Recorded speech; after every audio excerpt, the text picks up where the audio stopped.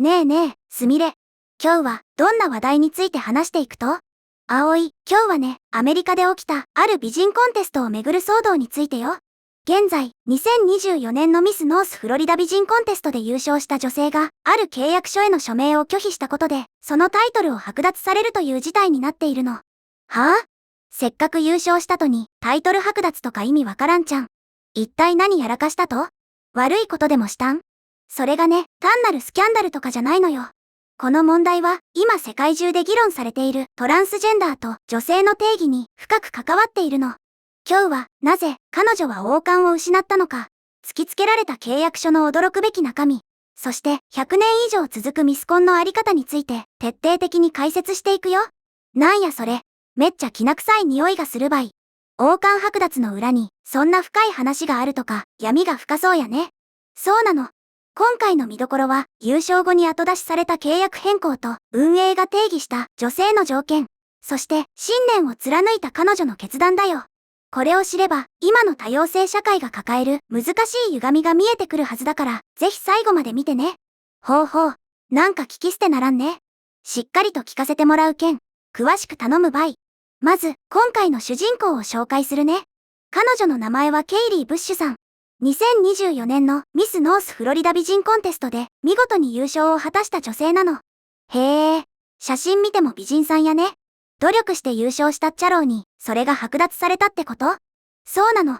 ブッシュさんはタイトルミス・ノース・フロリダ美人コンテストに勝利して、その地位を確認する最初の契約書にはちゃんと署名していたのよ。それなのに、2024年11月になって、突然、その称号を剥奪されてしまったの。最初に契約書にサインしとったなら問題なかろうもん。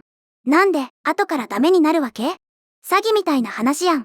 そこが、今回の最大のポイントなの。ブッシュさんの主張によると、なんと、優勝から数ヶ月も経ってから、代わりの新しい契約書に署名するように求められたらしいのよ。はぁ？後出しじゃんけんやんか。優勝した後にルール変えるとか、博多の祭りでも、そんな無茶苦茶なことせんよ。で、その新しい契約書には、なんて書いてあったと？その新しい契約書にはね、以前のものにはなかったトランスジェンダーを肯定する新たな文言が含まれていたそうなの。ブッシュさんは、その内容を見て、これには署名できないと拒否したのよ。なるほどね。つまり、この考え方を認めないと、あなたの優勝はなかったことにするよ、って脅されたようなもんやね。ブッシュさんは、メディアに対してこう語っているわ。胸が張り裂ける思いでした。混乱しました。がっかりしました。で、そりゃ、相対。自分が悪いことしたわけでもないのに、いきなりそんな選択迫られたら、誰だって混乱するくさ。彼女は、さらにこう続けているの。ミス・アメリカは、100年以上も女性を称えてきたのに、今では、女性とは何かさえ定義できないのですから、って。これ、すごく重い言葉だと思わない？毒舌で言わせてもらうけど、最近の配慮ってやつは、たまに、行き過ぎて、本来の意味をぶっ壊しとる気がするっちゃんね。女性のためのコンテストなのに、女性が何かわからんって、それ、もう、何の大会かわからんやん。まさに、その矛盾を彼女は指摘しているの。ミス・アメリカは、女性に力を与えてくれるので、以前は尊敬していました。でも、今では、男は男、女は女という当たり前の真実を放棄してしまったのは、本当に残念です。で失望感をあらわにしているのよ。男は男、女は女って、昔なら当たり前のことやったのに、今それを言うだけでタイトル剥奪される世の中って、なんか怖か？さらに、彼女は、ミス・アメリカという組織には失望していますが、正しい道に戻り、真実に立ち返ってくれることを心から願っています、とも述べているわ。組織そのものを憎んでいるわけじゃなくて、伝統ある組織が変わってしまったことを嘆いている感じだね。で、気になっとるのが、その、新しいルールの中みたい。具体的にどう変わったと？ここからは少し専門的な話も入るから丁寧に説明するね。新しい規則では、まず、申請者の基本条件として、18歳から28歳までの未婚女性でなければならない、とされているの。まあ、それは普通やね。ミスコンやし。でもね、ここでの女性の定義が大きく変更されていたの。新しい定義ではトランスジェンダーも含まれていて、申請者は膣形成術による性別適合手術を完全に完了した個人とされているのよ。膣形成術？ちょっと難しい言葉が出てきた場合。どういうこと？簡単に言うと、外科的な手術によって男性器を女性器に近い形に作り変える手術のことね。つまり、心だけじゃなく、身体的にも手術を完了しているトランスジェンダー女性であれば、このコンテストにおける女性として認めますよ、というルールなの。なるほどね。手術までしとるなら、覚悟は相当なもんやろうけど。でも、もともと生まれた時からの女性と、手術でなった女性を全く同じ枠で競わせるってこと？それって、スポーツとかでも揉めとるやつやん。そうなの。ブッシュさんは、トランスジェンダーの方々そのものを否定しているわけじゃなくて、トランスジェンダーを肯定する新たな文言を含む契約書に、自分の意思を曲げてまで署名することを拒否したの。自分の信念として、それは違うと思っとるのに、無理やりイエスと言わされるのは違うってことやね。ブッシュさんは TMZ というメディアに対して、こう詳細を語っているわ。私が正当に勝訴してから4週間後に契約内容が変更されたため、最初に同意した契約書とは異なる契約書に署名するよう求められました。で、やっぱり、勝った後の4週間後ってタイミングがおかしすぎるじゃん。完全に後出しやんか。彼女はこうも言っているの。つまり、ルールを破ったから王冠を失ったのではなく、真実を書き換える気になれなかったから王冠を失ったのです、と。かっこいいこと言うやん。真実を書き換える気になれなかったって、これ、名言かもしれんね。自分の心に嘘をついてまで王冠を守るより王冠を捨ててでも自分に正直でありたかったってことやろ？根性座っとるばい。さて、話がさらに深刻な展開に進む前に、ここでみんなにお願いがあるの。もし、この動画が面白いなって思ったら、ぜひ、チャンネル登録とグッドボタン、高評価を押してね。みんなの応援が動画を作る力になるけん。ポチッとしてくれたらバリ嬉しい。コメントも毎回楽しみに見とるよ。よろしく頼むばい。じゃあ、話を戻すね。この契約変更に対して、ブッシュさんだけじゃなく、彼女のお母さんも黙ってはいなかったの。お母さんもコンテストのルール変更に不満を抱いていたそうよ。そりゃ、親御さんも怒るくさ。娘が頑張って勝ち取ったもんを、わけわからん理屈で取り上げられそうになっとるんやけん。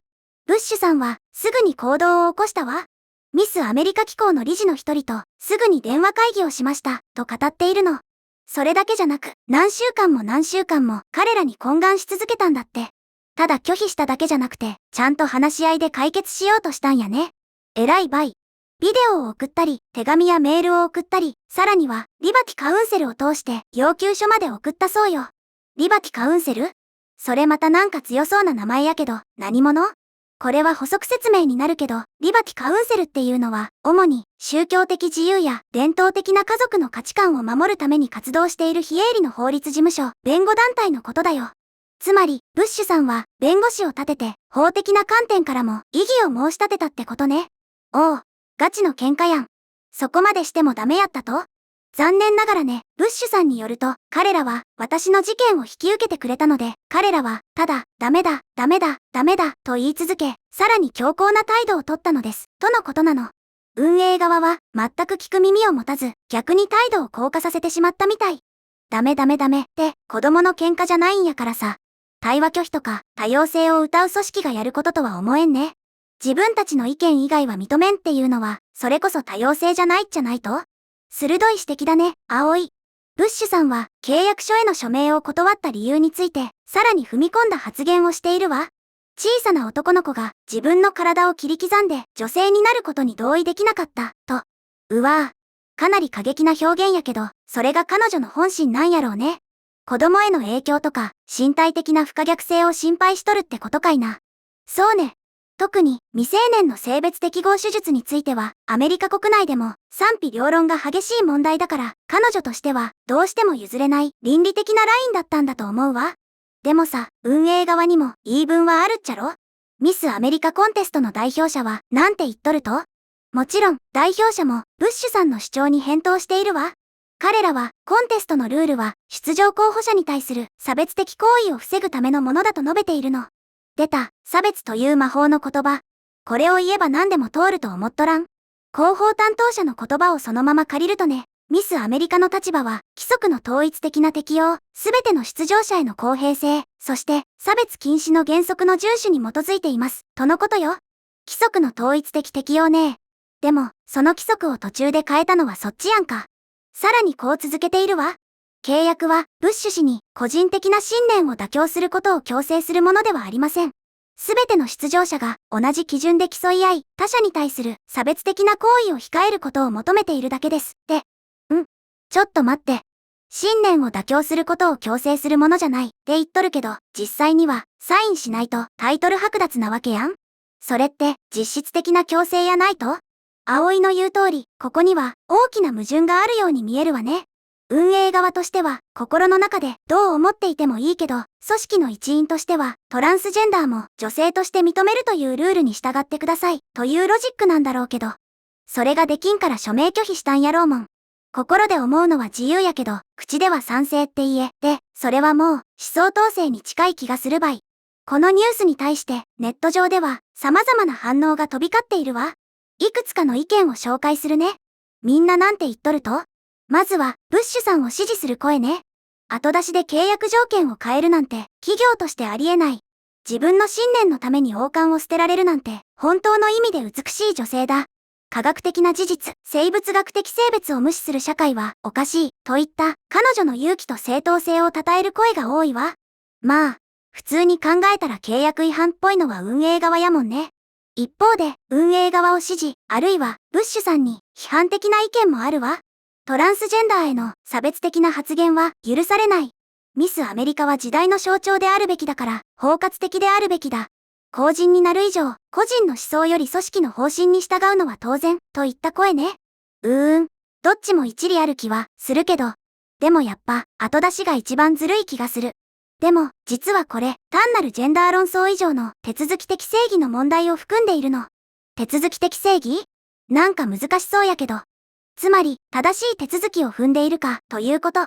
もし、エントリーする前の最初の募集要項に、トランスジェンダーを肯定すること、という条件が明記されていたら、ブッシュさんは、そもそも応募しなかったかもしれないし、応募したなら文句は言えなかった。ああ、確かに。最初から分かっとれば、お互いに不幸に並んで済んだかもしれんね。そう。問題の本質は、ジェンダー云々以前に、一度合意した契約を、強い立場の組織が一方的に、しかも訴求して変更し、従わないものを排除した、という点にあるの。これは、ビジネスや法律の世界では、非常に危うい行為なのよ。なるほどね。思想の問題にすり替えられとるけど、やっていることは、弱い者いじめに近いかもしれんね。組織のメンツを守るために、個人の尊厳を踏みにじったように見える場合。それに、ミスアメリカというブランド自体が、今、岐路に立たされているとも言えるわ。伝統的な女性らしさを競う場だったものが、ポリティカルコレクトネスを重視しすぎて、本来のファン層や参加者の価値観と乖離し始めている。今回の件は、そのズレが決定的になった象徴的な事件かもしれないわね。誰のためのコンテストか、ってことやね。観客が求めてない方向に突っ走っても、結局、誰も幸せにならん気がするけどな。ということで、今日はミスノースフロリダ優勝者の王冠剥奪騒動について見てきたけど、葵はどう思った？やっぱ納得いかんね。トランスジェンダーの人たちが自分らしく生きるのは大事なことやと思うけど、それを認めるために他の女性が自分の考えを押し殺したり、獲得したタイトルを奪われたりするのは違う気がする。多様性ってみんな違ってみんないいはずなのに、今は特定の考え以外は認めんってなっとる気がして、なんか息苦しいばい。そうだね。真の多様性とは自分と異なる意見を持つ人の存在も認めることのはずだものね。ブッシュさんの真実を書き換える気になれなかったという言葉は現代社会への大きな問いかけになっていると言えるわ。みんなは今回の件どう思った？ケイリーさんがかわいそう？それとも運営の対応は当然？みんなの意見を聞いてみたいばい。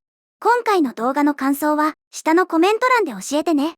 批判も支持もいろいろな意見があって当然だから、ぜひみんなの率直な考えを書き込んでくれると嬉しいな。チャンネル登録と高評価も忘れんでね。次の動画も絶対見るちゃんよ。では、また次回の動画でお会いしましょう。